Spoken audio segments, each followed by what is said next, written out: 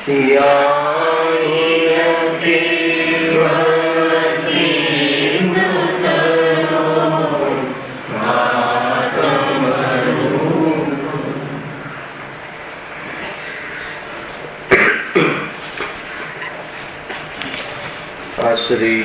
मोक्षवार प्रकाशक ग्रंथ से त्रीजा अधिकारों पर अपनी स्वाध्याय चाली रही से केंद्रीय पर्यायना दुख पेज नंबर 65 અહીં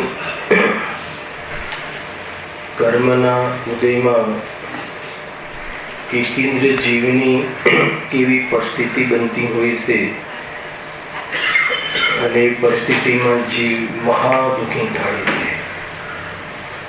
એ વાત અહીંયા કહી કેમ એ વાત અહીંયા લીધી સંકેત છે કેન્દ્રીય જીવની કેમ કે આપણે પોતાના સ્વરૂપને ભૂલીને અત્યાર સુધીના કાળમાં ઘણો કાળ તો ત્યાં વિતાવ્યો છે અને હવે ત્યાં જવું નથી. એટલા માટે આ વાત અહીંયા કરવામાં આવી છે. તો ત્યાં એટલી વાત થઈ કે એકેન્દ્રીય જીવની જે જ્ઞાનની દશા છે એ ઘણી અલ્પ હોય છે. જ્ઞાનાવરણી કર્મનો તીવ્ર ઉદય હોય છે કર્મની ઓરથી લઈએ તો, અને જીવની ઓરથી લઈએ તો એના નિમિત્તમાં જ્ઞાનનો અલ્પ ઉઘાડ હોય છે. સેન્સ ઘણી ડાઉન હોય છે.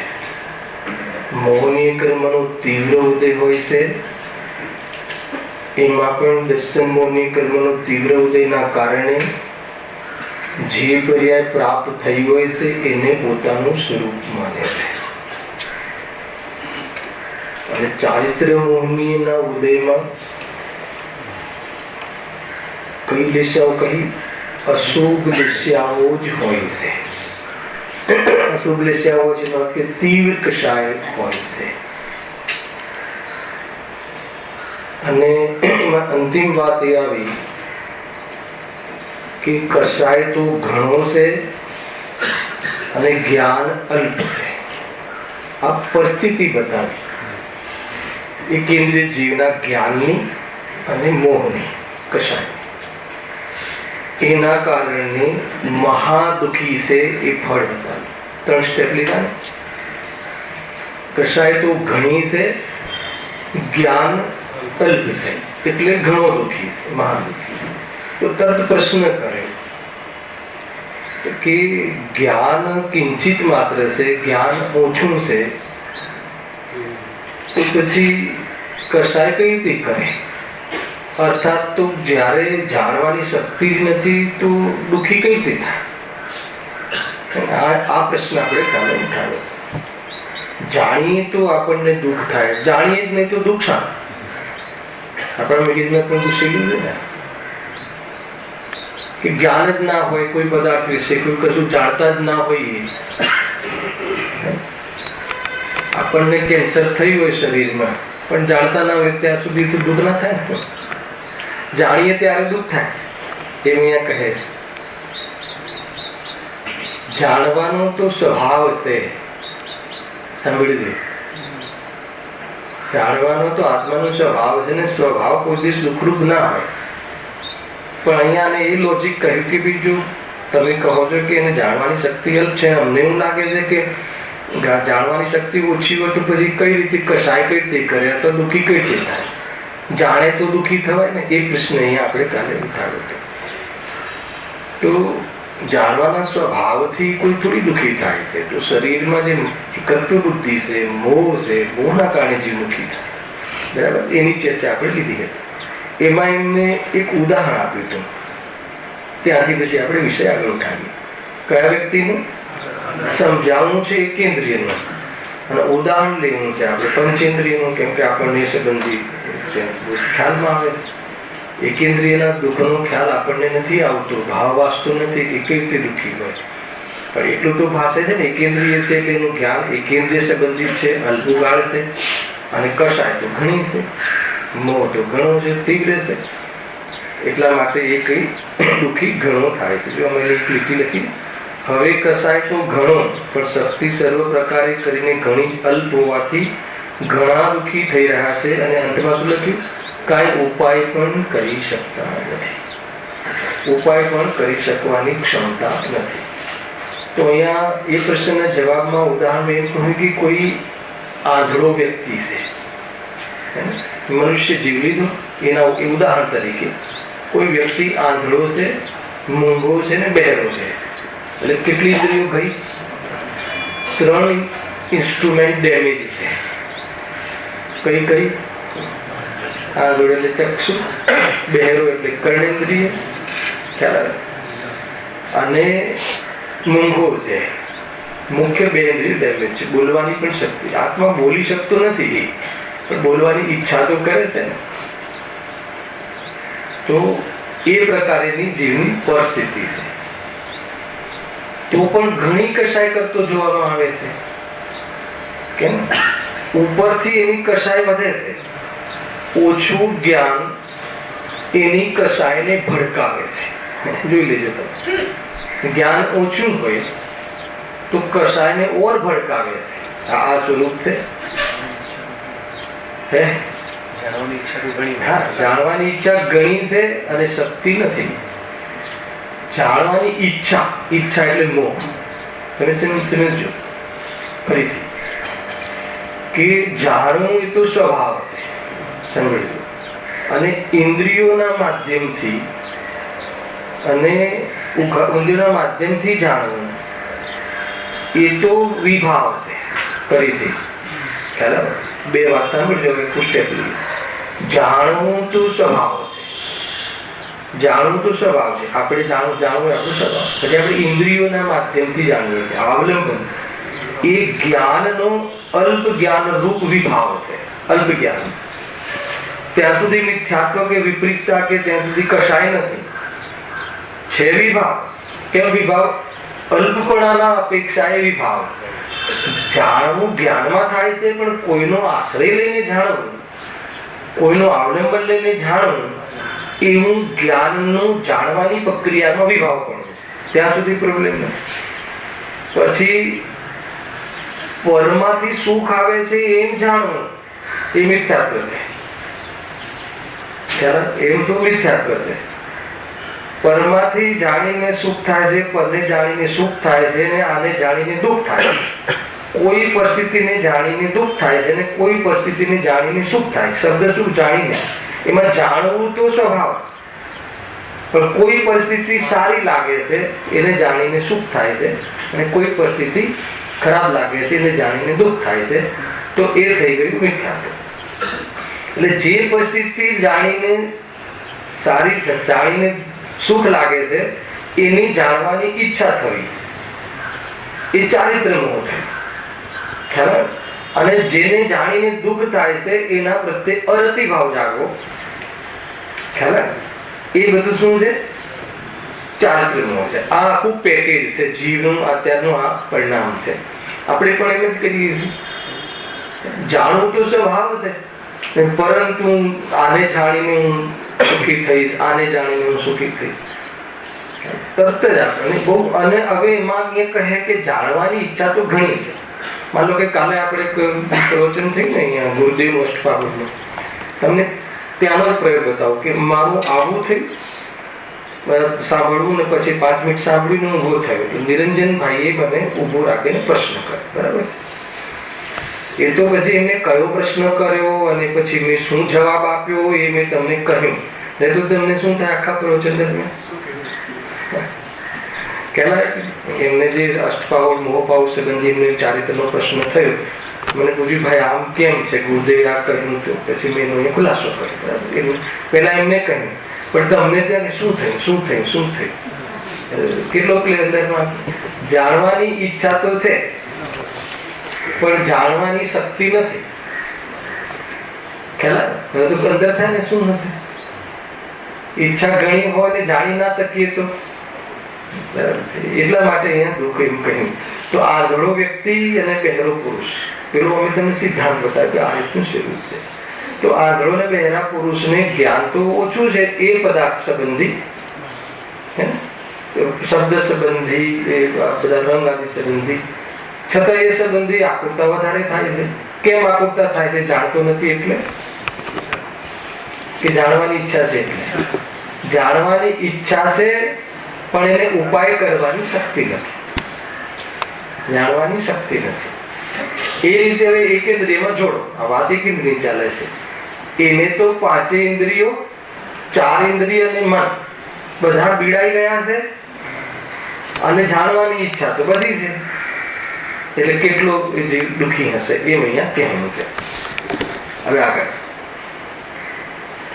જેમ કોઈ આંધળા અથવા બહેરા પુરુષને જ્ઞાન થોડું હોવા છતાં પણ ઘણો કસાય થતો જોવામાં આવે છે. સિદ્ધિ શું કરવી છે? તેમ એકેન્દ્રિય જીવોને જ્ઞાન થોડું હોવા છતાં પણ ઘણો કસાય થવો માન્યો છે. એટલે જ્ઞાનની સાથે કસાયને સંબંધ નથી. જ્ઞાન ઘણું થાય એટલે કસાય વધે એવો કોઈ ખાસ નિયમ, એવો કોઈ નિયમ નથી.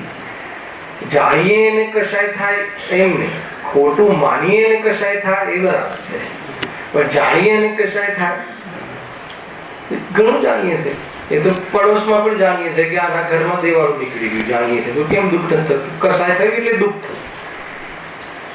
કેમ ત્યાં કોઈ કસાય નથી થતી? કેમ ચિંતા થતી નથી? કસાય એટલે ચિંતા, ઈચ્છા, રાગ, દ્વેષ, એનું ફળ આકુરતા. જાણ્યું કે ના જાણ્યું? બાજુમાં આપણા પડોશમાં કઈ એના ઘરમાં મોટી ચોરી થઈ, 100 તોલા સોનું જતું રહ્યું, જાણ્યું કે ના જાણ્યું? તો દુઃખ થવું જોઈએ. જાણવાથી જો કસાય થતી હોય, અચ્છા એ ચોરી કરી ગયો, જે ચોરી કરી ગયો એ વ્યક્તિ પર ક્રોધ આવે કે ના આવે? અરે ક્રોધ શું આવે? ઘણી વખત તો એવું થાય કે સારું થયું, બાજુ વાળો દુશ્મન હોય તો. એટલે ચોરી થઈ એમ જાણ્યું તો જો એ તો સજ્જનતા બી નથી.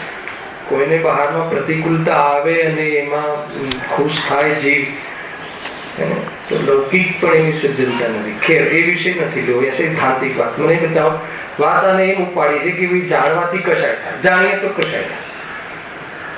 તો આપણે જાણ્યું કે ના જાણ્યું તો કશાય કેમ ના થઈ? કેમ દુઃખ? કશાય એટલે દુઃખ, કશાય કાર્ય છે અને દુઃખ એનું ફલ છે, બરાબર? તો કેમ દુઃખ ના થયું? પોતાનું નથી માનતા. તો પોતાનું માનવાથી દુઃખ થાય કે જાણવાથી દુઃખ થાય? તો પછી જાણવાથી કેમ દુઃખ થાય? એટલે જાણવાથી કોઈ, એટલે પ્રશ્ન કર્યો કે જાણતો નથી અને કસાય તમે ઘણી કહો છો, તો કે જાણવાનું છે એ તો ક્ષયક્ષમ ના આધારે છે, અને જાણે નહીં તો પણ એ દુઃખી છે. જાણવાથી દુઃખી થાય છે એવું તો છે જ નહીં. ઘણું જાણ્યું પણ દુઃખી તો થતું નથી. ઉપરથી જાણે વધારે તો દુઃખ મટાડવાનો ચાન્સ છે. જાણવાની શક્તિ ખીલે તો દુઃખના ઉપાયનો ચાન્સ છે. કરે તો, ના કરે તો ન થાય. તો તમે કહો આપણે જાણવાનો સ્વભાવ તો ખુલ્યો છે, તો આપણે કે ઉપાય નથી કરતા ને, આપણે આવડો ઉપાય કરીએ છીએ. જોડે શરત રાખવી નહીં તો કોઈ પ્રશ્ન કરે કે ભાઈ ચલો એક ઇન્દ્રિયની વાત છોડો, અમે તો જાણીએ છીએ, અમારે તો જાણવાનો ખુલ્લો સ્વભાવ, તો દુઃખ કેમ શું થતું? અહીંયા તો એ બી કહેશે કે ભલે તું ઉપાય નથી કરતો, કયો ઉપાય? સાચો ઉપાય સમ્યક-દર્શનનો, તો પણ જાણવાની જેમ જેમ શક્તિ વધે છે ને એમ દુઃખ ઘટે છે, સિદ્ધિ આગળ કરશે. એનો જયારે પ્રસંગ આવશે ત્યારે આપણે એનું ચર્ચા કરીશું. એટલા માટે કે તારું જે સોચવું થાય છે કે કેવી રીતે કસાય કરે, જ્ઞાન તો ઓછું છે, તો કેવી રીતે જાણીએ તો કસાય કરે અને પછી દુઃખી થાય, તો કેવું નથી. જાણ્યા વગર બી એ જાણતો નથી તો બી એકત્વ કરે. એકત્વ કરવામાં વિચારની કોઈ આવશ્યકતા નથી, કરી લે પોતાનું માનો. હા, ભેદ જ્ઞાન કરવું હોય તો ઉપરથી જ્ઞાનની જરૂર છે. સુખી થવા માટે જ્ઞાનની જરૂર છે, દુઃખી થવા માટે જ્ઞાનની જરૂર નથી. દુઃખનું યુટિલિટી ખોટી કરે, જ્ઞાનની યુટિલિટી ખોટી કરે ને દુઃખી થાય વાત જુદી. હવે આગળ એનો ગુણ સરસ જુઓ, આગળ એને ઓર પુષ્ટ કરે છે. એક લોજિકલ વાતો આવશે. હવે તો વળી બાહ્ય કસાય પ્રગટ તો ત્યારે થાય કે જ્યારે કસાય અનુસાર તેઓ કંઈક ઉપાય કરે. શું કહે છે? બાહ્ય કસાય પ્રગટ તો ત્યારે થાય કે જ્યારે કસાય અનુસાર તેઓ કંઈક ઉપાય કરે. કંઈક ઉપાય કરે એટલે કે બહાર કઈ કાર્ય દેખાય તો કોઈ ઉપાય કરતો કોઈ દેખાય. કર્મનો ખાવાની કસાય ખાવાની ઈચ્છા થઈ, એની પૂર્તિ કરતો, એના માટે ભાગમ દોડ અનાજ રોટલા બનાવવાનું ને બધું કરતો દેખાય તો કસાય પ્રગટ થઈ કહેવાય. પણ કસાય પ્રગટ નથી, વ્યક્ત નથી થતી એટલે એની કસાય નથી એમ નથી. ખ્યાલ આવે? કાલે લીધું હતું ને, સાંજે થોડું આવ્યું હતું કોઈ ખ્યાલ આવે? નવકાર મંત્રનો પાઠ સાથે ચાલતો હતો ને ભાઈ અહીંયા, તો એમાં એક વિષય એવો આવ્યો, હું લઈએ વચ્ચે પાછળ, કે નમોકાર મંત્રના સ્મરણથી શું લાભ થાય છે એ વાત ચાલતી હતી. તો એક સામાન્ય લાભ બતાવ્યો કે સર્વ પાપોનો નાશ થાય છે. શું વાત કરી? તો કઈ રીતે સર્વ પાપોનો નાશ થાય છે? તેમાં એટલી વાત કહી કે ઉપયોગમાં એ વખતે, ઉપયોગ એટલે વિચારમાં એ વખતે, જ્ઞાનના વેપારમાં એ વખતે, જ્ઞાન એ વખતે હિંસા, જૂઠ, ચોરી, કુશીલ, પરિગ્રહ, ખાવાના પીવાના ભોગવવાના ભાવમાં જોડાયો નથી. એ રીતે એટલા સમય પૂરતા કોઈ પાપ પરિણામમાં ઉપયોગ જોડાયો નથી. વાત આટલી હતી. એ અપેક્ષાએ સર્વ પાપોનો નાશ થયો છે. પણ એ કોઈ બહુ એવો મોટો લાભ નથી. ભલે ઉપયોગમાં પાપ નથી, વિચારમાં પાપ નથી, પાપમાં વિચાર જોડાયો નથી, વિચારોમાં પાપ ભાવ નથી, પરંતુ એક પણ પાપ ઓછું થયું નથી. આપણે બીજો એનું એ સાઈડ આપણે શું વાત કરો? હા, અત્યારે આપણે કેટલા પાપ ચાલી રહ્યા છે હાલ? હિંસા, જૂઠ, ચોરી, ખુશી, પરિગ્રહ, કયા પાપ ચાલી રહ્યા છે? પરિણામમાં, ઉપયોગમાં એક પણ પાપ નથી. તો બધા પાપ બટી ગયા છે. પાપ નથી મટ્યા. એનું આપણે ઉદાહરણ આપ્યું હતું કે માની લો કે કોઈ વ્યક્તિ સાથે આપણે અનબન બની ગયેલી, કોઈ ઝઘડો થઈ ગયો, વેરભાવ થઈ ગયો, એને નાપસંદ થઈ, નફરત થઈ ગઈ વ્યક્તિ. હવે નફરત થઈ ગઈ છતાં બી ઉપયોગમાં કેટલી વાર રહે છે? અત્યારે વ્યક્તિ અહીંયા હાજર નથી, સમજજો. તો શું આપણને એના પ્રત્યે, આપણા વિચારમાં એના પ્રત્યે નફરત છે અત્યારે યાદ પણ નથી, મેમરીમાં પણ નથી આવતું, ઉપયોગમાં પણ નથી લીધું, પણ એના પ્રત્યે નફરત મટી ગઈ છે? મટી ગઈ છે. હા, ઉપયોગ રૂપ નથી. જ્યારે એનો દાવ આવે, એનો પ્રસંગ આવે, ત્યારે નફરતનું બહારમાં પ્રગટ કાર્ય દેખાય એટલે ઉપયોગમાં વ્યક્ત નથી, પણ પરિણતિ રૂપે નફરત નિરંતર ચાલી રહી છે. એક સમય પણ એ નફરતનો ભાવ, એના પ્રત્યે દ્વેષ ભાવ, એના પ્રત્યે અરુચિનો ભાવ, એના પ્રત્યે અરતિનો ભાવ એક પણ સમય થંભ્યો નથી. એટલે એવો એક પણ સમય નથી કે એનો બંધ ચાલુ નથી, નિરંતર બંધ ચાલુ છે.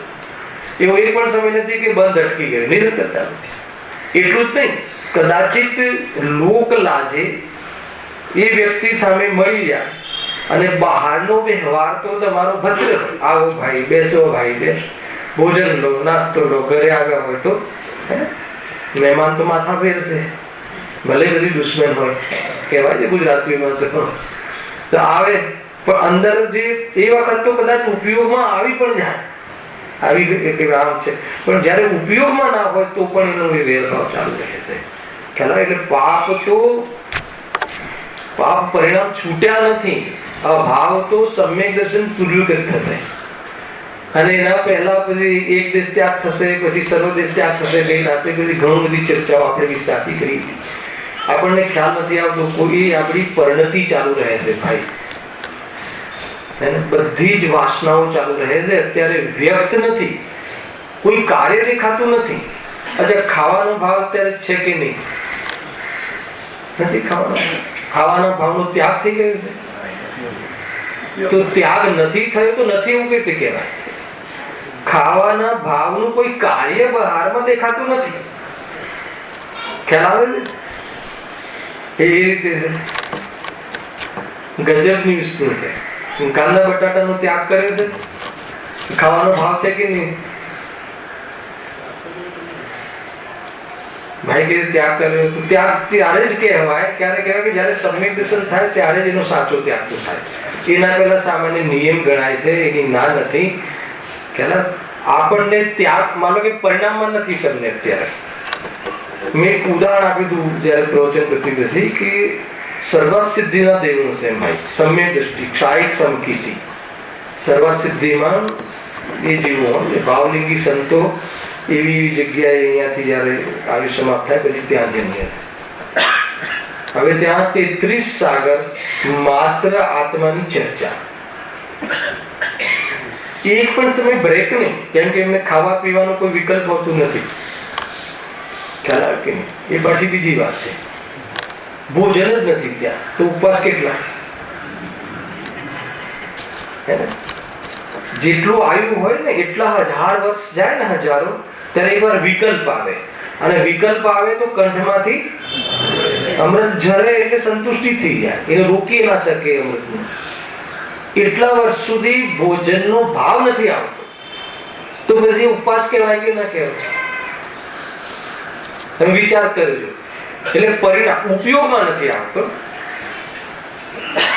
અચ્છા, હવે એ બ્રહ્મચારી કહેવાય કે સંયમી કહેવાય કે અસંયમી કહેવાય? અસંયમી રાજેશભાઈ. એક ત્યાં તો સ્ત્રી કે દેવી કે ઇન્દ્રાણી કે એવું કોઈ હોતું જ નથી. દેવી તો કોઈ હોતું જ નથી. બહારમાં એવું પાત્ર બી નથી હોતું. પેલા કયા દેવો બીજા પેલા બોલાવે છે લોકાંતિક દેવ, એ બી ક્યાં બ્રહ્મચારી હોય છે? બ્રહ્મચારી હોય છે. અને આમને પણ કોઈ મેરેજ કે લગ્ન કે પત્ની સહિત નથી હોતા. એટલું જ નહીં, સાંભળો, આખા જીવન દરમિયાન પરિણામ નથી આવતું. સ્ત્રી પરિણામ રમવાનું પરિણામ નથી આવતું. તો પણ આચાર્ય કહે છે કે એ જીવને એક ચોકડી કશાયનો અભાવ છે, બીજી ચોકડી જે અપ્રત્યાખ્યાન નો ઉદય છે, કિંચિત ત્યાગ કરી શકે એવો ભાવ નથી આવ્યો, પરિણામ નથી દેખાતું. તો પણ એટલે ચોકડી પ્રમાણ થાય ત્યારે એનો ત્યાગ સાચો કહેવાય. એટલે ફરીથી કશાય થાય જ નહીં એને. ત્યાં તો આખા જીવન દરમિયાન થતું નથી પરિણામ. તો પણ એ વાસનામાં પડી છે, અને એ વાસનામાં પડી હોવા છતાં જો અભિપ્રાયની વાસના નથી, એમાં સુખ બુદ્ધિ નથી, એ કે સમ્યક દ્રષ્ટિ છે, પરંતુ એ ભાવનો ત્યાગ નથી, સ્વરૂપમાં એટલી લીનતા નથી. આ બાજુથી કહીએ તો એટલા માટે એ રાગ ભલે ન હોય,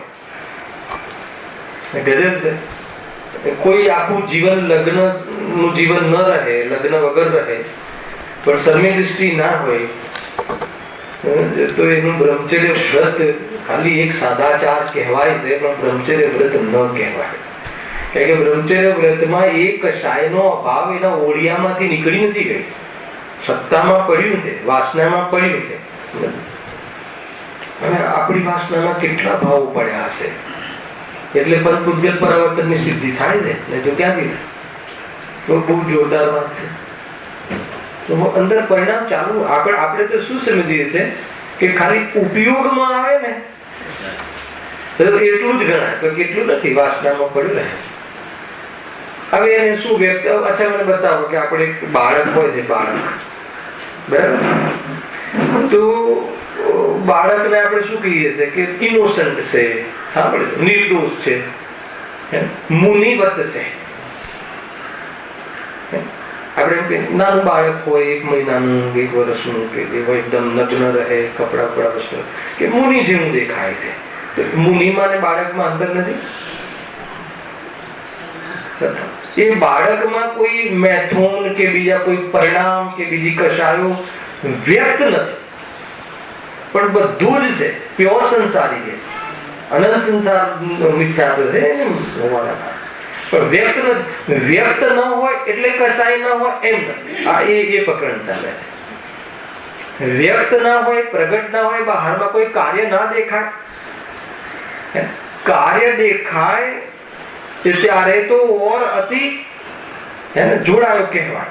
કદાચ કાર્ય ન દેખાય તો બી પરિણામમાં જોડાઈ શકે છે. કેમ કે જોડાવું જ્ઞાનમાં થાય છે. જ્ઞાનનું કશાયમાં રમવું, જ્ઞાનનું કશાયમાં પ્રવૃત્તિ કરવી, જ્ઞાનનું કશાયને જ્ઞાને સપોર્ટ આપવો. ખ્યાલ આવ્યો કે જ્ઞાનનું કસાયમાં જોડાવું એટલે શું? જ્ઞાન બે વસ્તુ શું છે? મન જે છે ને, મન, ઈચ્છા અને જ્ઞાન, ઘી મિશ્રિત જ્ઞાન છે આપણું. એટલે બે જુદું નથી પડતું. ખાવાની ઈચ્છા થઈ, કોને થઈ? કોને ખાવાની ઈચ્છા? જીભને થઈ, શરીરને થઈ કે આત્માને થઈ? તો એમાં બે વસ્તુ છે, ઈચ્છા અને જ્ઞાન. આ ઈચ્છા થઈ એવું જાણ્યું કોને? જાણ્યું એટલે ખાલી જાણ્યું નહીં, ઈચ્છા મને થઈ છે એમ જાણ્યું. જ્ઞાને એમ જાણ્યું. જ્ઞાને ઈચ્છા સાથે એકત્વ થઈ. મને રાગ આવ્યો, મને ક્રોધ આવ્યો, તો એ રાગ આદિ ભાવ સાથે એકત્વ છે. મને રાગ આવ્યો કે મને જ્ઞાન આવ્યું જ્ઞાન, હે ને? અને રાગનું ત્યાં જ્ઞાન થયું છે, હકીકતમાં જ્ઞાન થયું છે. હકીકતમાં રાગનું જ્ઞાન રાગને અડ્યા વગર થયું છે. પરંતુ આપણે શું, મને રાગ થયો, મને ક્રોધ થયો, એટલું એક. મને જે કહીએ છીએ ને, મને થયું એ જ્ઞાન છે. અને જ્ઞાન થયું એની જગ્યાએ મને રાગ થયો, મને આમ લાગ્યું, મને આમ થયું, એ જોડાયું, એ બે મિશ્રિત થઈ ગયું. બે વસ્તુ છે ત્યાં. અને જે ઈચ્છા છે ને, એ આત્માનો સ્વભાવ નથી. એ તો દુઃખનું કારણ છે, અને જાણવું છે સુખનું કારણ છે. એ બે ભેદ પડી જાય તો એ બધા ભાવ મારા નથી, એ આગળ વાત આવે. આ એટલી વાત છે. અહીંયા આપણે એમ સમજીએ કે કોઈ વ્યક્તિને ભાવ પ્રગટ જ ના હોય, બહારમાં કાર્ય જ ના દેખાય, શાંત બેઠો હોય. અરે એવા ઉદાહરણો છે કે તમે બહારથી તો જે નીચેની દશાઓમાં ભેદ જ ના ભેદ કરો ને તો ખોટા પડી જાય. એક માની લો કે સમ્યક દ્રષ્ટિ જીવ છે. સમ્યક દ્રષ્ટિ જીવ મતલબ ચતુર્ગુણ સ્થાન વૃત્તિ આત્મદ્રષ્ટિ જીવ છે, અને કષાયમાં દેખાય છે, બહારમાં લગ્ન કરતો દેખાય છે, બહારમાં વેપાર કરતો દેખાય છે. અને એક જીવ છે મંદિરમાં બેઠો છે. આચાર્ય કહે છે કે જે મંદિરમાં બેઠો છે એ કયો છે? અનંતાનુગંધી વાળો છે, દીર્ઘ સંસારી. અને આ છે મોક્ષનો અધિકારી. હવે આગળ અહીંયાથી પેટ નહીં ભરાય. હવે કહે છે કે એક ઘોડે ચડ્યો છે, લગ્ન કરવા ગયો છે, સંવેદિષ્ટિ જીવ છે, અને એક મુનિ દશામાં છે. પણ એને હું મુનિ છું, આ કષાયનો ત્યાગ મેં કર્યો, એના કપડા મેં છોડ્યા, એવી એક બુદ્ધિ છે. બહારમાં એક બી પાપ નહીં. સાંભળજો ભાઈ, એક બી પાપ નહીં. પુણ્ય બુદ્ધિથી એને ધર્મ સ્વીકાર્યો નથી. કોઈ બહારમાં એવી લાલચ કે મને કોઈ બહારમાં આખો ભાવ મને સ્વર્ગ મળી જાય, એ સુખ બુદ્ધિથી, ધર્મ બુદ્ધિથી પણ, મતલબ એ સુખ બુદ્ધિથી પણ નહીં, એવી રીતે નથી એને મુનિ દશા ગ્રહણ કરી. પણ કોઈ શુભ ભાવ, આ રાગ છોડવાનો શુભ ભાવ મેં કર્યો છે એટલે હું મુનિ છું એમ માન્યું. તો આચાર્ય દેવ કહે છે, શિવેન્દ્ર ભગવાન કહે છે કે જે ગુરુ પરણવા ગયું છે ને, એ મોક્ષનો અધિકારી છે, અને આ મોક્ષનો અધિકારી નથી. એટલે બહારમાં કસાયો વ્યક્ત હોય અને જ કસાયો હોય એવું નથી. એ તો મિથ્યાત્વની વાત છે. ત્યાં તો કસાયો બહુ ડાઉન છે. તો જ્યાં આપણને આ તો ક્રોધ માન માયા લોભ આગળ લખ્યું ને, એકેન્દ્ર જીવન વ્યક્ત નથી.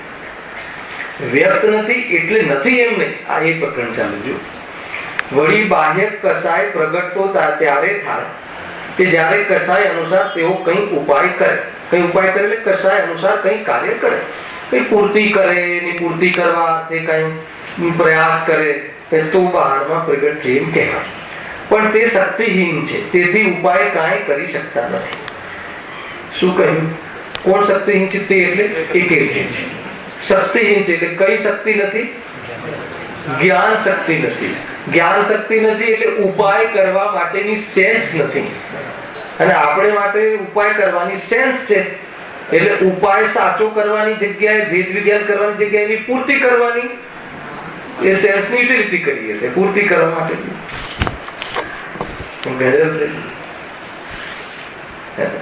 તમને એવું ક્યારે લાગે છે કે આપણે જમતા હોઈએ ત્યારે આપણે કસાય મટાડવાનો ઉપાય કરીએ છીએ? ક્યારે એવું લાગે? જમવાની જે ક્ષુધા રોગ છે, ક્ષુધા નામની કસાય છે, તો એ વખતે આપણે શું કરીએ? તમને એમ લાગે છે કે હું અત્યારે પ્રવચન કરી રહ્યો છું, એ મને જે બોલવાની કસાય આવી છે, એ કસાયને અનુસાર ઉપાય કરી રહ્યો છું. બોલવું નહીં તો મને પચે નહીં. ખ્યાલ આવે દિલીપભાઈ? એમ છે ખરેખર, તે હકીકત. બોલવાનો ભાવ આવે અને બોલવાની સામગ્રી મળે, મેદાન મળે, સ્ટેજ મળે, કશાય થાય અને કશાયને સ્ટેજ મળે એટલે બધું દેખાય. બસ વાત એટલી છે કે આ શુભ કશાય છે, ઓલી અશુભ કશાય છે. કશાય આ મંદ કશાય છે, ઓલી તીવ્ર કશાય છે. એનો અર્થ છે ને સેકન્ડ સ્ટેપ સાંભળ્યું. એનો અર્થ કે આ જે છે ભાવ, આ જે કશાય થઈ રહ્યું છે એ હું નથી. થઈ રહી છે ખરી, તો કરવી જોઈએ કે ના કરવી જોઈએ? કાલે આવતા શનિ રવિ મારે આવવું જોઈએ કે ના આવવું જોઈએ? બહુ ભારે વાત છે ભાઈ. કરવું જોઈએ કે ના કરવું જોઈએ એ કરવા વાળો તું કોણ? હજુ તું હું કસાય આજે કરું છું ને કાલે નહીં કરું એમ કરીને પણ તું કસાયમાં એક જ તો કરે. તો શું કરવું જોઈએ? કસાય આ માઇક છે, આ થાંભલો છે, આ ઘડિયાળ છે, આ પટ્ટી છે, એ કસાય છે. એ બી એક લોકની વસ્તુ છે. આ કસાય છે. જેમ આ પૂતગલ છે હું નથી, આ પટ્ટી છે પૂતગલ છે હું નથી, એમાં કસાય છે એ પૂતગલના પરિણામ છે, ખ્યાલ એ હું નથી. એ જાગૃતિ રાખવી. કેમ એમ છે? એમ જ કસાય જયારે થઈ રહી છે, આ થોડું આટલું નજીક છે, આ થોડું આટલું નજીક છે, આ શરીર આટલું નજીક છે, કસાય ઓર નજીક છે, આત્માના પ્રદેશોમાં જ આવી ગયું છે, કઈ બહુ પ્રોબ્લેમ નથી. ભલે ને ત્યાં ઉત્પન્ન થયું છે, પરંતુ જેટલું જુદાળું આની સાથે છે એટલી જુદાઈ કસાય સાથે. આ દરેક જીવ માટે છે. આ જ્ઞાન દરેકનું આ રીતે જુદું જ છે. જ્ઞાન જુદું છે એટલે શું? આત્મા જુદો છે. આત્મા જુદો છે એટલે શું? હું જુદો છું. કોનાથી? એટલે એ મારું સ્વરૂપ નથી. ખ્યાલ? આ રીતે જાણવાથી શું થશે? આમ જાણવાથી શું થશે? એ કસાયની ડિમાન્ડ જે છે એની પૂર્તિ કરવાની જે વાસના છે એ ખતમ થઈ જશે. એની જિમ્મેદારી લેવાની ખતમ થઈ જશે. એટલે માથે ભાર ઉતરી જશે. અત્યારે આપણે શું કરીએ છીએ? કસાય ડિમાન્ડ કરે છે, આપણે એની ડિમાન્ડ પૂરી કરવા માટે આપણે કોણ? જ્ઞાન. જ્ઞાન શું કરે છે? ઉપયોગ. એની ડિમાન્ડ પૂરી કરે. શું તમારી ડિમાન્ડ કસાયમાં ડિમાન્ડ છે કે નહીં? આપણે એક બંગલો હોવો જોઈએ. આ કોણે કર્યું? આ કોણ કરે છે આ કામ? આત્મા કરે છે કે રાગ કરે છે? રાગ કરે. એક રાગ કર્યો. કોને કર્યો? હવે બહુ ભારે મેં કર્યું. અરે આવો રાગ આવ્યો, આવો રાગ અજ્ઞાનમાં આત્માએ કર્યો, અજ્ઞાનમાં કર્યો છે. ખબર પડે છે ભાવેનભાઈ, તમે હવે તમારે મોટી જગ્યા જોઈએ છે, મોટો ફ્લેટ જોઈએ છે, એ અજ્ઞાન ભાવ છે. શું વાત કરો છો? અને જે વસ્તુ દુનિયામાં ક્વોલિટી ગણાય છે એ વસ્તુ મોક્ષ માર્ગમાં ડિસક્વોલિટી ગણાય. આ ટાર્ગેટ તમારો દીકરો એન્જિનિયર MBA બધું થઈ જાય ને ફર્સ્ટ ક્લાસ થઈ જાય અને પછી કે પપ્પા હવે આપણે આ 4 રૂમમાં નથી રહેવું, હવે તો એક સેપરેટ કમ્પાઉન્ડ બંગલો. અહીંયા કહે છે કે આ ડિસક્વોલિટી છે, કે આને ડિમાન્ડ કરી. કોને કરી? અજ્ઞાનમાં રાગે ડિમાન્ડ કરી. હવે શું થશે? એનું જે મૂડી હતી ને ઉપયોગ, એ શું કરશે? એ ડિમાન્ડને પૂરી કરવા માટે. અને આપણે કરીએ શું કરો? એના માટે મોટું પેકેજ લેવું, એના માટે દેવ દર્શન બધું છોડીને દૂર રહેવું, એના માટે 24 કલાક કોઈની ગુલામી કરવી. સાંભળજો. અને ત્યારે પણ પુણ્યના ઉદયથી આવે છે, તારા પાપ પરિણામથી નહીં, પૂર્વના પરિણામ. અને આવી પણ જાય તો એ તારી ડિમાન્ડ સમાપ્ત નથી થઈ જતી, બીજી ડિમાન્ડ ચાલુ રહે છે. એટલે ડિમાન્ડ રહિત ક્યારે થતો નથી અને આ જે જવાબદારીની ગુલામીથી ક્યારે છૂટતો નથી. એટલે શું થાય છે? એટલું જોરદાર છે. ત્યારે ત્યાં છે કરવાનું શું? ક્યાંથી વાત નીકળી આપી? એ ખરેખર વાત શું હતી? આપણું કામ કેટલું હતું? એ રાગ થયો ને, થયો. એ આવવું જોઈએ કે ના આવવું જોઈએ, કરવું જોઈએ કે ના કરવું જોઈએ, અને જે આવ્યો છે એ અને હું બંને વચ્ચે કોઈ મેળ જ નથી. તો એ જાગૃતિ. કેમ કે હું ચેતન અને આ અચેતન. અત્યંત ભાવ.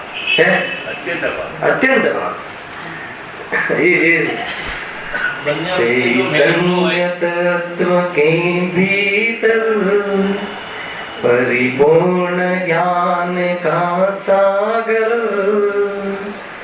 क्या निज परिणति प्रमोदित हो तो भर लो अनुभव का गागर। આ રીતે બહુ જોરદાર વસ્તુ છે ભાઈ. બંને વચ્ચે મેન ન હોય પછી એને સંસારમાં રખડાવે છે કે કોણ રખડાવે છે? રાગ અને આ તો જ્યારે ચૈતન્ય ચેતન શક્તિ ઉભી હોય ને ત્યારે સંસારમાં દેખાય છે ને આ જીવ એ જ મોહ છે. સંસારમાં છે ક્યાં ખ્યાલ? એક સમયની પર્યાયમાં તો છે ને સંસાર. અરે એક સમયની પર્યાય સંસાર કોને કહો તમે બતાવો? ઘરને સંસાર કહો છો, મકાનને સંસાર કહો છો, કુટુંબને સંસાર કહો છો. સંસારનું સ્વરૂપ બતાવો કે એ સંસાર તમારી પત્ની તમારા માટે સંસાર છે. એ પત્ની જીવ નથી, એ ચેતન નથી, ભગવાન આત્મા નથી, મારો સંસાર છે. અરે એ તો એનું લક્ષ્ય કરીને મને જે રાગ થાય છે, એ રાગ થાય છે, મોહ થાય છે, એ સંસાર કહ્યો. સાંભળજો, સંસાર કહ્યો વ્યવહારથી. ખરેખર તો એ પણ એક સમયની, સાંભળજો, ત્રિકાલી ધ્રુવમાં એનો અભાવ છે એ વાત નથી કરવી મારે. એક સમયની જ્ઞાનની પર્યાયમાં પણ એ જ્ઞાનનો વિષય છે. વાસ્તવમાં એ આત્માનું આંગણામાં આવેલો મહેમાન છે. વાસ્તવમાં એ આત્મા નથી. સંસાર દેખાય છે એ જ મોહ છે. સંસાર દેખાય છે, સંસાર મને મારો દેખાય છે એ મોહ છે. સંસાર છે, સંસાર સંસારમાં છે. સંસાર વિશ્વનું એક અનાદિ અનંત તત્વ ભલે હોય પણ હું સંસાર નથી. વાત અત્યારે એ ચાલે. જોરદાર વાત છે ભાઈ. વાસ્તવમાં એ મહેમાન છે. હા, તો રાગ જોગ તો કરતો નથી, કરે છે, થાય છે તો આત્માની અજ્ઞાન પર્યાયમાં સ્વભાવમાં છે કે નહીં કહો ને. માનો કે તમે નહીં, એ સ્વભાવમાં જઈને જુઓ તો છે નહીં. અને પરનો મોહ પરમાંથી નથી આવતો. એક સમયની વિકૃતિ છે, અને એક સમયની વિકૃતિ છે એનો અર્થ એ થઈ ગયો કે હું નથી. આપણને થયો છે, આવે છે, મને થયો છે, અત્યારે તો થાય, પર્યાયગત યોગ્યતા છે, આ ભૂમિકામાં તો થાય. આ બધું એકત્વનું પોષણ છે. એમ કરી, અરે એનું જ્ઞાન થોડી કરીએ છીએ આપણે, એમ કરીને સંબંધ બાંધીએ છે ને. હવે જો એ જ વસ્તુ વેદ્યાન એક સમયની પર્યાયમાં છે, ભલે હો. એક સમયની પર્યાયમાં માઇક બી છે, એક સમયની જ્ઞાનની પર્યાયમાં રાગ પણ છે. અરે પરિણમ્યો છે આત્મા, જાઓ ને, પરિણમ્યો છે, કોઈ પ્રોબ્લેમ નથી.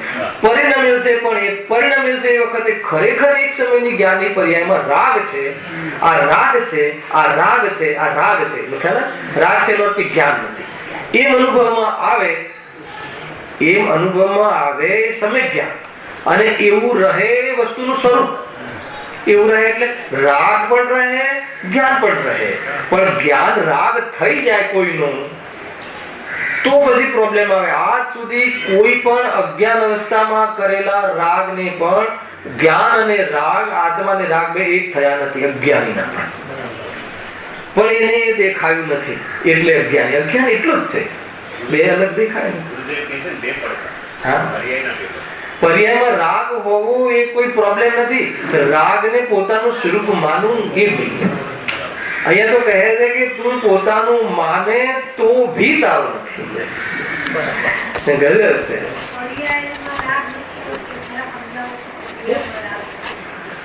પર્યાયમાં તમને અચ્છા, પર્યાય તમારી પર્યાય કઈ? વાંધો નહીં, બહુ સરસ, સારા પ્રશ્નો છે. વાંધો નહીં, વિષય ગણતા.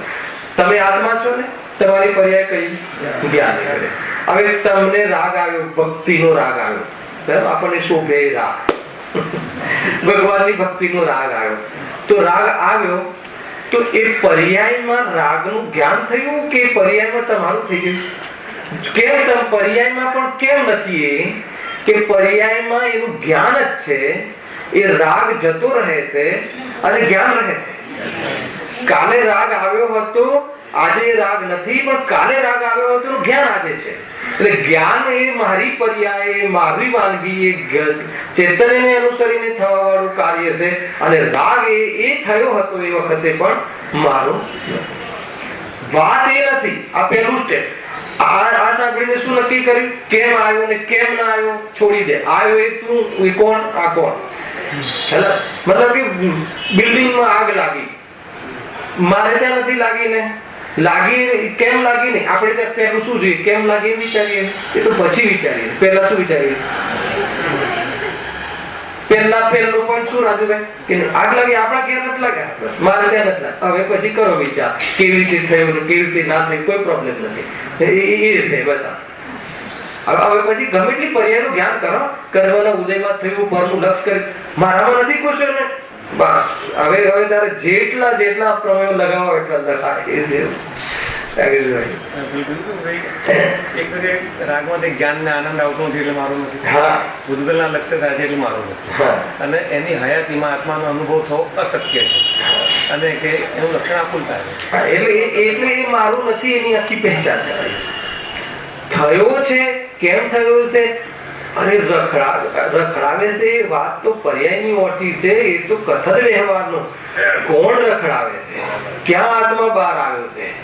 તમે જયારે સ્વભાવને અહીંયાથી જુઓ ત્યારે જે રખડાવા વાળો ભાવ જે છે ક્યાં રહે છે? તમે સ્વરૂપમાં જઈને જુઓ, દેખાય છે? રાગ નથી દેખાતો. એ રીતે છે. બહુ સુંદર ચર્ચા છે. વાત એ નથી કે રાગ પર્યાયમાં આવ્યો છે, વાત એ છે કે હવે સેકન્ડ પહેલો પણ શું હતો કે એની સાથેનો સંબંધ છૂટો. ઠીક છે, કોઈ એમ કહે કે ચલો માની લીધું. અરે તમને એનાથી લાભ શું? અરે લાભ એટલો છે કે જે ચીજ આપણી નથી લાગતી એની કોઈ દિવસ ડિમાન્ડ પૂરી નથી કરતા. આપણો દીકરો રૂપિયા માગે 1 કરોડ રૂપિયા તો ક્યાંથી બી લાવવાનો પ્રયાસ કરીએ છીએ, અને કોઈ પડોશી માગે જોશું થશે તો કરશું, એ વાત કે નથી કરવાના. આ સ્ટાઇલ છે, આ સ્ટાઇલ એ આત્મામાં છે. જયારે આપણો રાગ ન લાગ્યો તો એના પછીનું સ્ટેપ શું છે, અથવા એની સાથે શું શક્તિ સ્ફુરાયમાન થાય છે, શું વીર્ય આવે છે કે જયારે આપણું છે નહીં એનો અર્થ એની પૂર્તિ કરવા માટેનો વ્યર્થ એ સમય કોણ બગાડે? તો જયારે એની પૂર્તિ કરવાનો અર્થ એનો અર્થ કે હવે એની ડિમાન્ડ કરીને ગુલામી, આ શેઠ ને ત્યાં નોકરી, આ શેઠ ને ત્યાં નોકરી, અને આને જરા હાથ જોડવાને આ બધી પરાધીનતાઓ મટી ગઈ. શું થઈ ગયું? તો કે મુનિ અવસ્થા આવી ગઈ. શું થઈ ગયું? કે મોક્ષ પ્રાપ્ત થઈ ગયો. આ છે એમને મુનિ દશા આવવા પાછળનું વિઝન આ છે, એનું રીઝન આ છે, એની પાછળનું લોજિક આ છે. એમને પીછી કમંડલ લઈને જતા રહીએ, કોઈ એકદમ વૈરાગ્ય આવી ગયું ને કોઈ એકદમ મતલબ કે કોઈ પત્ની એ વફાદારી આપણી સાથે બેઈમાની કરીને છોકરાનું મરણ થઈ ગયું ને હવે જતા રહીએ જંગલમાં, તો એનો માર્ગ નથી, આ મજબૂરીનો માર્ગ નથી, તો શૌર્યનો માર્ગ છે. તમે આ કોઈ એ રીતનો માર્ગ. આપણે કીધું કે છૂટી જાય છે રાગ, એટલે આપણો નથી એક સમયમાં. જ્ઞાન પણ એક સમયમાં છૂટી જાય છે. જ્ઞાન ધારાવાહી રહે છે. જ્ઞાન ક્યાં છૂટે? જ્ઞાન તો ધારાવાહી રહે છે, બરાબર. એવું ને એવું રહે છે, ઈ નથી રહેતું ને.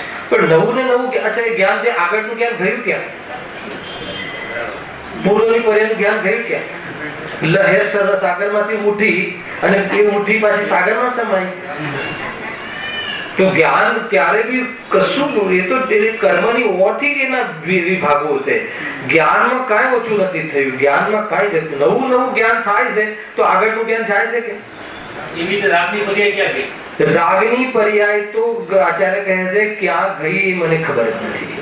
કેમ કે તો વિકૃતિ હતી, એ વિકૃતિ નષ્ટ, રાગ નષ્ટ થઈ જાય છે, જ્ઞાન સમાઈ જાય છે. રાગ તો નષ્ટ થઈ જાય છે, રાગ ક્યાં વિકૃતિ છે. એક પર્યાય નષ્ટ થાય છે, એક પર્યાય સમાઈ જાય છે. પર્યાય આજ પહેલા તો પર્યાય વિશે, રાગ પર્યાય નથી. અચ્છા, રાગ પર્યાય તમે કોને કહો છો? પેલા તો બહુ મોટી ફરીથી આખું પ્રવચન સાધવું પડશે ભાઈ. પર્યાય તમે કોને કહો છો? આપણે જે છે ને કાલ અને ભાવ એને એક મળીને કહેવાની આપણે ત્યાં પદ્ધતિ છે સમજાવવા માટે. રાગ ભાવ છે, રાગ પર્યાય નથી. અચ્છા, નથી પ્રમદ કે નથી અપ્રમદ, બરાબર છે. હું એક જ્ઞાયક ભાવ છું, તો પ્રમદ પણ ભાવ છે ને અપ્રમદ પણ ભાવ છે. તો રાગ કયો ભાવ છે? અપ્રમદ ભાવ છે કે પ્રમદ ભાવ છે? પ્રમદ ભાવ છે, પર્યાય નથી. એ તો એ પર્યાય, એ પરિણમનની અંદર પર્યાયને પલટવું, હર સમયે પલટવું એ પર્યાય છે. અને એ પલટવાના વિષયો છે. આ રાગ વિતરાગતા પણ વિષય છે, પર્યાય નથી. એ પર્યાયનો વિષય છે. વિતરાગતા એ ક્ષાયિક ભાવ છે. પરિપૂર્ણ વિતરાગતા, અને હું જ્ઞાયક ભાવ છું. તો કાલ એ નવું પરિણમવું એ પારણામિક ભાવ છે, એ પરમ પારણામિક ભાવ. ઉત્પાદિત હોવે તો શક્તિ જ આત્મા, એ હર સમય નવું થવું ને, એ એક સમયની પર્યાય ભગવાનની ને મારી સમાન કઈ રીતે છે? એમની પર્યાયમાં મેટર ને મટીરિયલ ભલે જુદું હોય, પણ એમની એક સમયની પર્યાયની મુદત એક સમયની, અને હર સમય બદલાવા માટે કોઈ કર્મથી નિરપેક્ષ, નિમિત્તથી નિરપેક્ષ. તો એ રીતે એ ન પર્યાય, ભલે તું સો પર્યાય. ખરેખર તો કેવળ જ્ઞાનને ભાવ કહીએ તો આપણે કહીએ છીએ કે એક સમયની કેવળ જ્ઞાનની પર્યાય પણ ચૂકવણીમાં નથી. એવામાં તો એમ જ આવે છે ને એક સમયની એટલે કીધું ને આપણે ત્યાં કાલ અને ભાવ, શાસ્ત્રોમાં આ રીતે આવે છે. એનું કથનનું એક પોસ્ટમોર્ટમ કરીએ છીએ કે કાલ અને ભાવ જે છે ને એને એક કરીને કહેવાની પદ્ધતિ છે. દ્રવ્ય, ક્ષેત્ર, કાળ અને ભાવ. મને બતાવો, રાગ ભાવમાં આવશે કે રાગ કાલમાં આવશે? કેવલ જ્ઞાન ભાવમાં આવશે કે કેવલ જ્ઞાન કાલમાં આવશે? એ ભાવમાં આવશે. ખરા, ભલે ક્ષણિક ભાવ છે, એ ક્ષણિક પર્યાયનો વિષય હોવાથી એને ક્ષણિક ભાવ કહેવાય. ખરા કે નહીં? અને એ ખરેખર તો કાળ એટલે શું છે? કાળ એટલે પરિણમન. આ સમયે પરિણમ્યું તે સમયે વ્યવહાર કાળ, અને જે પરિણમન એ સમયનું જે પરિણમન છે, પલટવું છે, એ એનો સ્વકાલ છે. અને એ સ્વકાલમાં શું પરિણમ્યું એનો ભાવ છે. અને એ ભાવમાં કયા ભાવ અનુસાર પરિણમ્યું? તો જ્ઞાન અનુસાર પરિણમ્યું. અને એ પરિણમનમાં એનો ભાવ છે. એટલે કેવલ જ્ઞાન ભાવ હશે, કેવલ જ્ઞાન કાલ નથી. એટલે હું આ બધી જે સૂક્ષ્મ વાતો છે ને, જેની ભાવ કોનો? કયો? કેવલ જ્ઞાન છે ભાવ કોનો? આત્માનો. રાગ છે ભાવ કોનો? રાગ આત્માનો વિભાવ છે. કેવલ જ્ઞાન અને રાગ બે ભાવ છે, પર્યાય નથી. એ પર્યાયનો ભાવ. રાગ છે વિભાવ છે, કેવલ જ્ઞાન છે સ્વભાવ છે. એ રીતે. અને વિભાવ ક્યાંથી આવ્યો? ક્યાંથી આવે? તો સ્વભાવમાંથી ન આવે અને પરમાંથી ન આવે. બે પર પદાર્થનું લક્ષ્ય કરતા એક વિકૃતિ પેદા થઈ, અને એ જે પણ પેદા થઈ વિકૃતિ એ પર્યાયનો વિષય બને છે. એટલે પર્યાયને પણ એની સાથે ભેળવીને પર્યાય રાગી, પર્યાય દ્વેષી, સાંભળજો, પર્યાય વિતરાગી. અરે એ તો છોડો, એ પર્યાય પ્રમાણના દ્રવ્ય સાથે મેળવીને પરિણામીને હું રાગી, હું દ્વેષી, અથવા આત્મા રાગી, આત્મા દ્વેષી એમ કહેવામાં આવે.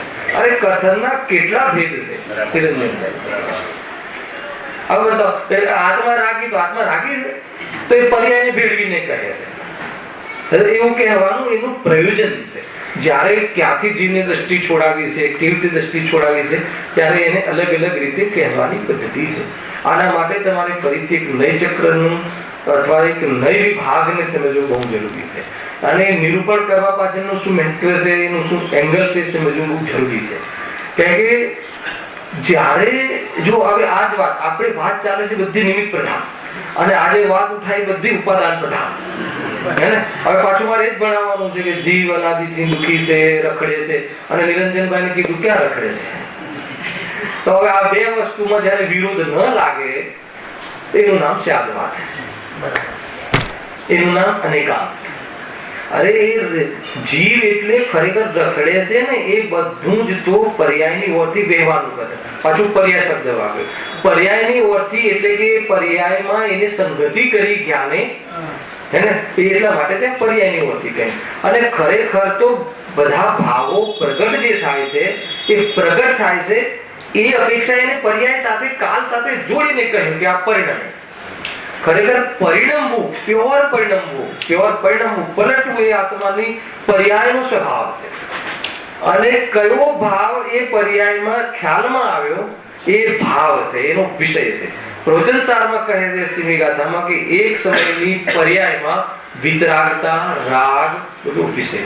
જ્ઞાન સ્વભાવ છે. કેવલ જ્ઞાન એ સ્વભાવ, એ જ્ઞાન આપણું લક્ષણ છે. જ્ઞાન સ્વભાવ છે. એ જ્ઞાનનું પ્રગટપણું એ કેવલ જ્ઞાન છે. એ ભાવ પ્રગટ થયો. હવે એ ભાવ પ્રગટ થયો, એ પ્રગટ થયો એ ભાવ જ છે. એ જ્ઞાનનો એક ભાવ જ છે, જ્ઞાનનો એક ભેદ જ છે.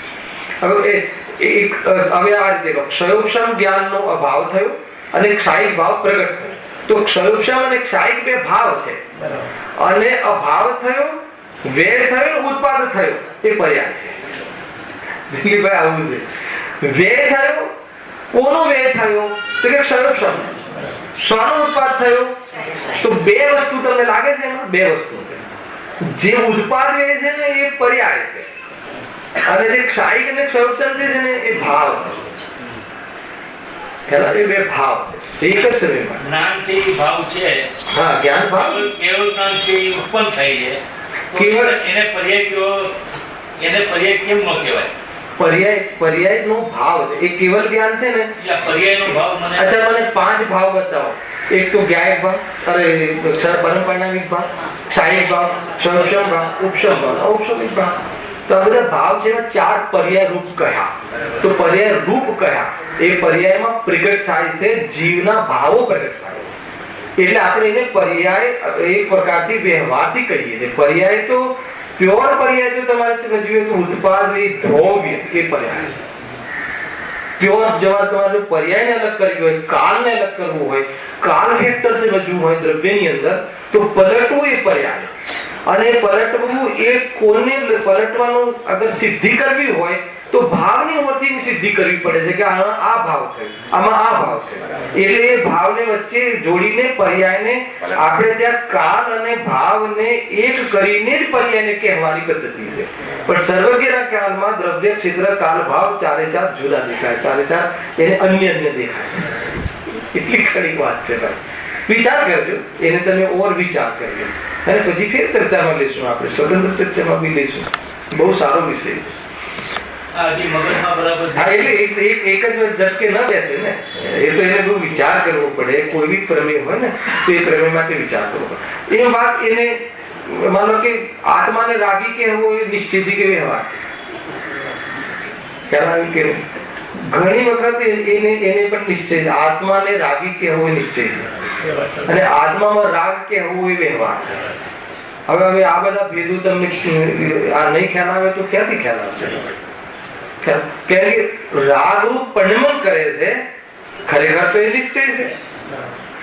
પેલા તો રાગ ન નિશ્ચય છે કે ન વ્યવહાર છે. આત્માના જે વસ્તુ જેની છે એની કહેવી એનું નામ નિશ્ચય અને એની હોવા ન છતાં એની કહેવી એનું નામ વ્યવહાર. હે ને? હવે આ રાગરૂપ આત્મા પરિણમે છે એ નિશ્ચય છે, અશુદ્ધ નિશ્ચય નહીં છે. પણ એમાં ભેદ કરો, એની હોવા છતાં રાગ અને આત્મા ભેદ કરો, વ્યવહાર. હવે એ જ રાગ રૂપે પરિણમન થવું એ વ્યવહાર છે અને ખરેખર એ વખતે જ્ઞાન થાય છે રાગનું નિશ્ચય છે. અચ્છા, હવે રાગનું જ્ઞાન થાય છે ને એ વ્યવહાર છે. ખરેખર તો એ જ્ઞાનમાં જ્ઞાન જ છે એ નિશ્ચય છે. પણ જ્ઞાનમાં જ્ઞાન થાય છે એ પણ ભેદ કરવો વ્યવહાર છે. ખરેખર હું ગાયક જ છું નિશ્ચય છે. હવે એક જ વસ્તુમાં એટલી વાર જો અગર બદલાતા હોય અભિપ્રાય એના નિરૂપણ તો કઈ અપેક્ષા છે સમજો. એટલા માટે તમે ઘણી વાર કેવલ અત્યારે કાલે બી એ જ બોલીશ કેવલ જ્ઞાન ની પર્યાય. પણ હવે જયારે તમે પોસ્ટમોર્ટમ કરશો તો કેવલ જ્ઞાન અને પર્યાય. કેવલ જ્ઞાન ભાવ છે અને જે ક્ષણમાં થયું પલટાયું ને એને મળીને કહેવામાં આવે છે એટલે એને કેવલ જ્ઞાનની પર્યાય કહેવામાં આવે. આ રીતે અને આ પાછળનું કહેવાનું પ્રયોજન શું કે લિટરલી કોઈ ભાવ મારો નથી. હે ને? કેમ કે કેવલ જ્ઞાન નવું પ્રગટ થાય છે, એ ભાવ મારો નથી. મને બતાવો કે ઉત્પાદિત દ્રવ્ય પરમપરિણામિક ભાવમાં આવશે કે નહીં આવે? બહુ કઠિન થઈ જશે. પરમપરિણામિક ભાવ છે. પારિણામિક ભાવનું અર્થ શું છે ખબર છે? કર્મથી નિરપેક્ષ, પરદ્રવ્યથી નિરપેક્ષ. હે ને? એને દ્રવ્ય ગુણ પર્યાય બધું જ પારિણામિક ભાવ છે. હવે એ પર્યાયનો કોઈ એક વિષય લો, અલ્પ પરિણમન ને પૂર્ણ પરિણમન, ખ્યાલ એ પારિણામિક ભાવ નથી. કેમ કે નવો ભાવ પેદા, કેવલ જ્ઞાન પેદા થયું. અને હર સમય ઉત્પાદિત દ્રવ્ય અનાદિ અનંત પ્રવાહ રૂપ છે. હે ને? એ ત્રૈકાલિક છે. જ્યારે તમે એને ઉત્પાદિત દ્રવ્યમાં કોઈ ભાવને ભેદ કર્યા વગર લેશો તો પારિણામિક ભાવમાં જતું રહેશે અને કોઈ ભેદ કરીને ઉભો કરશો તો એ પારિણામિક ભાવમાં નહીં જાય, એ દ્રષ્ટિના વિષયમાં નહીં આવે. આ બધા જટિલ વિષય છે. એને ઓર વિચાર કરજો ધીરેન્દ્રભાઈ. એનું આપણે યોગ્ય સમયે ફરીથી ચર્ચા કરીશું. હા, સમય તો પૂરો થઈ ગયો. છે ને? તો આનું જે પેરેગ્રાફ છે એને આપણે થોડુંક કવર કરી લઈએ. વળી બાહ્ય કસાય પ્રગટ તો ત્યારે થાય કે જ્યારે કસાય અનુસાર તેઓ કંઈ ઉપાય કરે, બરાબર? પણ તે શક્તિહીન છે, તેથી ઉપાય કંઈ કરી શકતા નથી. તેથી તેમનો કસાય પ્રગટ થતો નથી. કોનો પ્રગટ થતો નથી? હવે એને સમજાવવું છે. અહીંયા એ સમજાવવું છે કે કસાય વ્યક્ત ના હોય. હવે બતાવો, આ તો પર્યાયમાં બી નથી પણ એને કસાય છે. હવે આમાં જોડો કઈ રીતે જોડશો? આપણે હમણાં જે ચર્ચા થઈ, એકેન્દ્ર જીવને કસાય પ્રગટ નથી, વ્યક્ત નથી. એને કહીએ કે પર્યાયમાં નથી. પર્યાયમાં નથી એનો અર્થ એ થયો કે એક કસાય જે છે ને અલગ વસ્તુ છે. એના કસાય રાગ ભાવ છે પણ પર્યાયમાં વ્યક્ત નથી. પર્યાયમાં વ્યક્ત નથી એટલે જ્ઞાન એમાં જોડાયું નથી, જ્ઞાનને એનો વિષય બનાવ્યો નથી, જ્ઞાનની સેન્સમાં એ જણાયું નથી. એ જ્ઞાનની વર્થી પ્રૂવ કરવું છે આપણે જે પણ છે. ખરેખર જ્ઞાન બી એક ટેસ્ટ છે, જ્ઞાન બી એક આત્માનો સ્વભાવ છે, અને એ જ્ઞાન એ ભાવ છે, પલટાવવું એ પર્યાય છે. જ્ઞાન એક ભાવ છે અને પલટાવવું એ પર્યાય છે. એટલે પલટાવવું, શું પલટાયું? તો કે જ્ઞાન પલટાયું, એટલે એને જ્ઞાન પર્યાય કહેવામાં આવે છે. આ રીતે આખી વસ્તુ થાય છે. જો હવે જે રાગ વ્યક્ત નથી થતો ને એના માટે એકેન્દ્રિયને રાગ વ્યક્ત નથી. એનો અર્થ એવું નથી કે એને રાગ નથી તો આપણામાં હવે પંચેન્દ્રિયમાં એને ઉદાહરણ આપે છે. જેમ કોઈ શક્તિહીન પુરુષને કોઈ કારણથી તીવ્ર કસાય થાય પણ તે કઈ કરી શકતો નથી, એટલે એનો કોઈ ઉપાય દેખાતો નથી. તેથી તેનો કસાય બાહ્યમાં પ્રગટ થતો નથી. તેથી તે જ મહા દુઃખી થાય છે.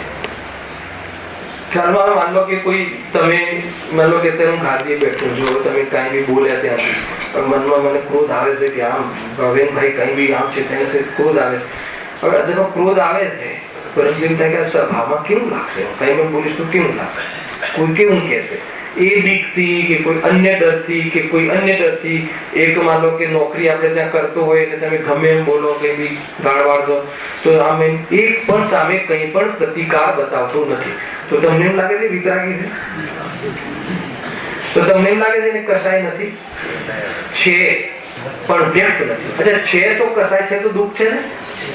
તો કસાય છે અને વ્યક્ત બી નથી કરી શકતો, એનું સોલ્યુશન બી નથી કરી શકતો, તમને તમારી સાથે એનું કોઈ ક્લેરિફિકેશન પણ નથી કરી શકતો, તો એ એવું મહા દુઃખી થાય છે. અહીંયા તો એ બતાવું કદાચ હું તમને ક્લેરિફિકેશન નહીં ભાઈ હું મોડો એટલે આવ્યો, આમ નોકરી છે ખબર નથી પડતી અને ટ્રેન લેટ થઈને આ થઈને રોજ બસ.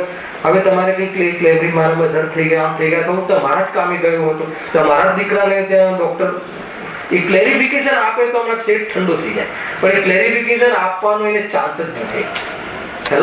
તો મને બતાવો કે એ વખતે એ જીવ કેટલો દુઃખી થતો છે કે આમ ઉપાય જ નથી. હમણાં હું કહી દઉં તો મારું ક્લેરિફિકેશન આપી દઉં તો મારો વિકલ્પ જે છે એ ઠરી જાય. તો અહીંયા એ કહે છે કે બહારમાં વ્યક્ત ના હોય, કોઈ બહારમાં ઉપાય ના દેખાય તો એ સમજી લઉં કે જીવ વધારે અંદરમાં તકલીફમાં છે. ઉપાય ભલે પછી ઉપાય સાચો છે કે ખોટો છે કે એ વાત પછી વિના, ઉપાય દેખાય ત્યાં એ જરા એની દુઃખ શક્તિ જે છે ડાઉન થાય છે, દુઃખ ઓછું થાય છે, અભાવ નહીં. એ રીતે અહીંયા કહેવું છે. જુઓ તો પછી એમાંથી નીકળે કેવી રીતે? એકેન્દ્રિય જીવને તો ચાન્સ જ નથી ને. એ તો કેવું છે એકેન્દ્રિય તો સર્વ એને તો ભેદજ્ઞાન કરવાનો એની પાસે તો ચાન્સ જ નથી.